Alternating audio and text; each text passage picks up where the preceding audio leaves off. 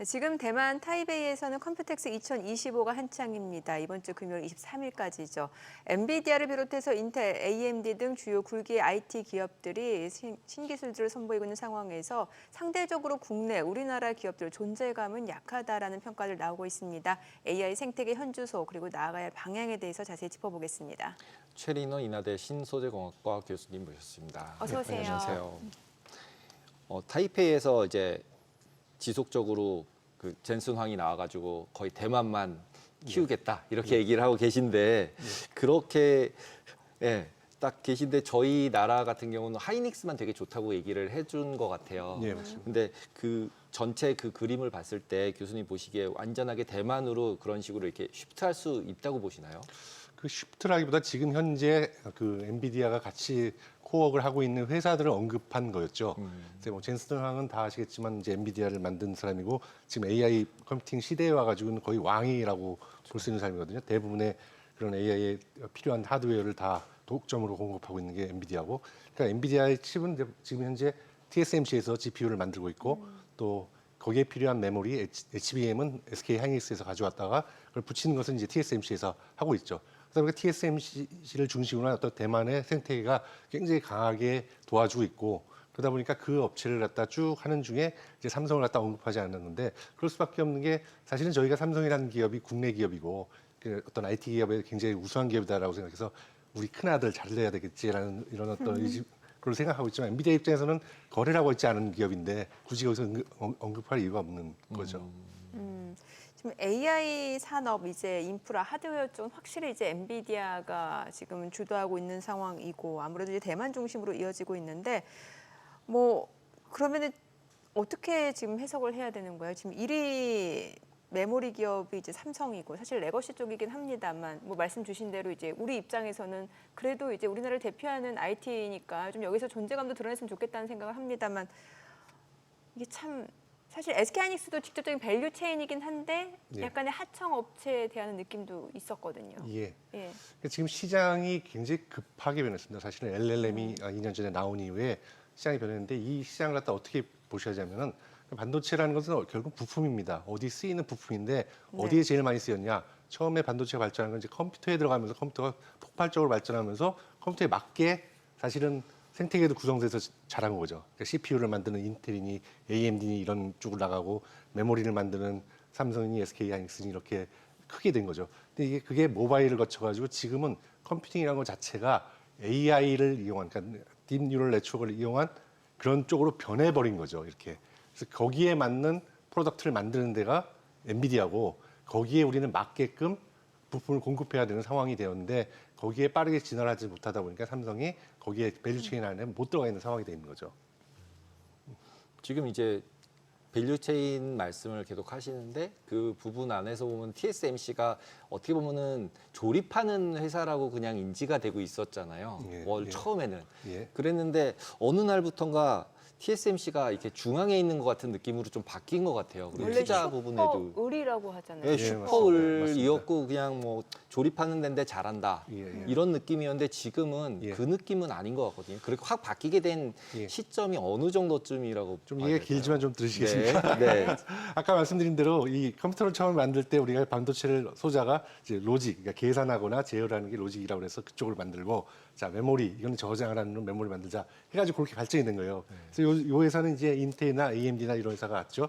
그리고 이쪽은 이제 삼성, SK, 지금 현재는 이제 물론 일본에서 거쳐서 왔지만 그렇게 발전이 되어 왔는 상황인데, 이 로직을 만드는 쪽에서의 어떤 분화가 일어난 게, 로직은 워낙 많은 제품들이 있습니다. 그러니까 이 제품들을 만드는 작은 제품을 만드는 회사도 다 자기가 공장을 갖고 할 필요는 없는 거죠. 그러니까 그 빈틈을 노리고 들어온 게 이제 모리스 창이, 그럼 내가 작은 애들이 하는 것들을 내가 다 만들어줄게. 내가 프로세스하는 공장을 만들고 그 프로세스를 잘 만들어가지고 너희들 제품들을 만들어줄게 하고, 이제 파운드리는 비즈니스를 갖다 87년도에 만든 거죠. 근데 그 이후에도 뭐 IDM이, 그 인텔, 이제 종합 반도체 회사라고 해서 설계와 생산을 같이 하죠. 이런 IDM들이 훨씬 더 기술이 좋았습니다. 그러니까 프로세스 공정을 훨씬 더 잘했죠. 근데 그게 2000년대 들어오면서 1999년대 말이 되면서 이 TSMC라는 회사의 공정의 어떤 능력들이 굉장히 괄목하게 성장했습니다. 그러다 2010년도 넘어가면서는 아예 뛰어넘어 버리게 된 거죠, 그 공정을. 그리고 인텔이 뭐 여러 가지 실수한 부분도 있지만 그래서 가장 잘 만드는 기업 그러면 지금은 TSMC라고 얘기할 수밖에 없습니다. 그러다 보니까 AMD는 자기가 자기 팹도 버리고 나는 내가 TSMC가 살게 하고 자기 팹을 버려버렸죠. 그리고 인텔은 계속 갖고 있는데 둘이 지금 현재 상황은 AMD가 훨씬 더 잘 나가는 상황입니다. 왜냐하면 공정 측면에서 TSMC가 훨씬 더 낮게 하기 때문에요. 공정이라고 말씀하시는 게 어떻게 보면 인텔이나 AMD 같은 경우는 이제 디자인을 주로 한 다음에 TSMC한테 이렇게 만들어줘 이렇게 주는 건 거잖아요. 맞습니다. 예. 그걸 했는데 여기가 너무 잘해지다 보니까 예. 내가 하느니 네가 해라. 예. 그래서 TSMC에 몰아주다 보니까 예, 여기가 맞습니다. 점점 더 잘해진 상황인데 예. 지금 그렇다고 해서 이 나머지 회사들이 TSMC가 없다면 실제로는 못 만드는 건가요?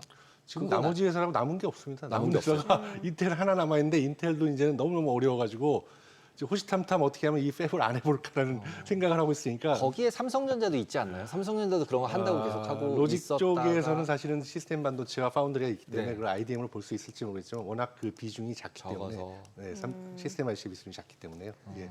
요번에 보니까 TSMC 코어스 기술이 언급이 예, 됐어요. 예, 다른 맞습니다. 선택지가 없다라고 젠슨왕 예, 그 예. 엔비디아 CEO가 직접 언급을 했는데 이 코어스라는 게 정확히 뭔지 좀 설명해 주세요. 아까 제가 말씀드릴 때 처음에 우리가 컴퓨터를 만들 때 로직 칩하고 메모리를 만들었다고 그러지 않습니까? 왜냐하면 이게 컴퓨터를 만드는 데 좋았기 때문에 딱 적당했기 때문에 그리고 얘네들을 갖다 어디다 꼽냐면은 서브스트레이트라고 불리는 기판 위에다 이렇게 꽂으면 됩니다. 그럼 걔네끼리 이렇게 통신하죠. 근데 문제는 이 칩 내 통신은 리소그라피를 통해서 만들기 때문에 굉장히 미세한 통로를 엄청나게 많이 만들 수 있어요. 네. 칩들 간에.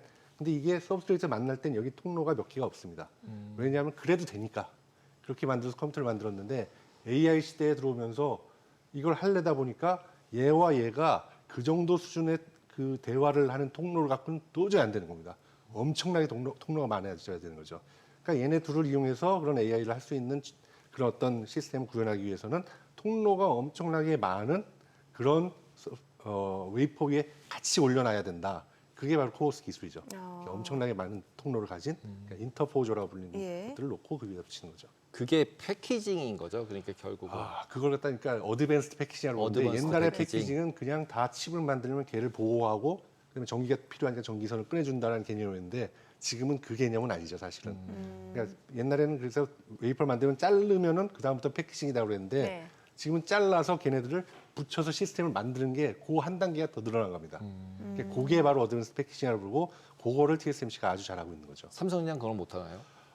열심히 한다고 그러고 팀을 전담 조직을 꾸려가지고 하고 있는데 문제는 검증을 안 한 거죠. 손님이 없어가지고 손님이 없어서. 예, 검증을 못했기 때문에 이게 잘하는지 못하는지에 대한 그 말하기가 어려운 거죠.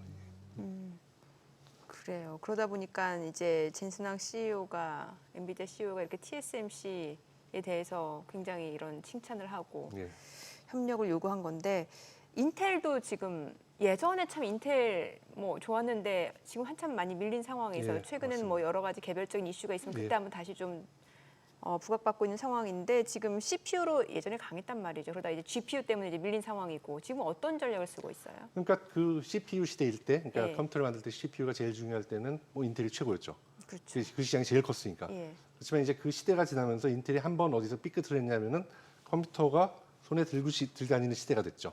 모바일 시대가 오는데 예. 이 모바일 시장을 갖다 굉장히 우습게 봤죠. 모바일은 전기를 덜 먹어야 되기 때문에 좀 다른 형태의 설계로서 가야 되는데 그걸 우습게 봤다가 굉장히 큰 실책을 했기 때문에 인텔이 한번 얻어줘서 그 다음에는 많은 기술적인 주도권을 다 잃어갔습니다.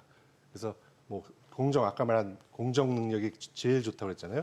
그런데 그 공정 능력도 이제 다른 TSMC라든지 삼성에 비해서 뒤지게 되고 그러면서 이제 기술적인 주도권을 잃어가게 된 거죠. 네. 그러다 이제 AI 시대를 맞이하게 된 거죠. 네. 그렇지만 이제 CPU 시장에는 아직까지 강자이기 때문에 CPU를 이용한 부분은 괜찮지만 GPU는 뭐 엔비디아가 워낙 잘하는 그렇죠. 것이고 그 이외에 뭐 패키징 부분도 인텔이 어느 정도 잘하는 부분이 있습니다. 그렇지만 이 공정 능력의 차이가 TSMC와 어느 정도 있다고 봐야 됩니다. 그 때문에 거기가 한다 하더라도 그렇게 위협적일 것이다 이렇게는 보통 생각하기 어렵죠. 그래서 인텔도 물론 그 시장이 너무 크기 때문에 지금의 대부분의 시장은 AI 시장으로 봐야 돼요. 네. 컴퓨터나 아니 모바일 쪽 시장보다 AI 시장을 봐야 되니까 그게 무조건 뛰어들어야 되기 때문에 뛰어들었는데 이제 그러다 보니까 가격대 성능비가 좋은 AI 그리고 학습 말고 추론 쪽 이렇게 어떤 한계를 짚고 하는 중이죠.